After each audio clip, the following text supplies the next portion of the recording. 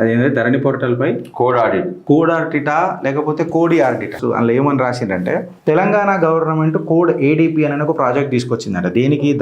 ధరణి land పోర్టల్కి. ఇది ఏం చేస్తుందంట అంటే పాత పంచాయతీ భూములు ఉన్నాయి కదా, పంచాయతీలన్నీ అవన్నీ ఇట్లా సాల్వ్ అయిపోతాయి అంట. ఇట్లా అంటే ఇక ఇల్లీగల్ రిజిస్ట్రేషన్స్ అన్నీ సాల్వ్ అయిపోయినాయి. ఏవైతే టైటిల్ డీడ్స్ ఏవైతే ఎక్సెట్రా డిస్ప్యూట్లు ఉన్నాయి కదా అవన్నీ సాల్వ్ అయిపోయినాయి. రెవెన్యూ రికార్డులలో ఏవైతే అవకతవకలు ఉండేనో అటు ఇటు ఉండేనో అవన్నీ సాల్వ్ అయిపోయినాయి. పెండింగ్ మ్యూటేషన్లు వెరిఫికేషన్లు ఇవన్నీ కరెక్ట్ అయిపోతాయి, సాల్వ్ అయిపోయినాయి అని చెప్పి చెప్తారు. అంటే ఇప్పుడు కరెక్ట్గా చెప్తే సీనన్న ఏమని మాట్లాడిండు? వెనకటి ప్రభుత్వం అని లంగలుచ్చ దందలు చేసింది, అవన్నీ మేము కరెక్షన్ చేసుకుంటూ వస్తున్నాం. ఈ 2 సంవత్సరాలు ఈ కరెక్షన్ చేయడానికి నేను మాకు సరిపోయింది. మీరు నాకు ఇంకొక 20 సంవత్సరాలు ఇస్తే ఒక్కొక్క రికార్డు చూసుకుంటూ మేము చేస్తాం.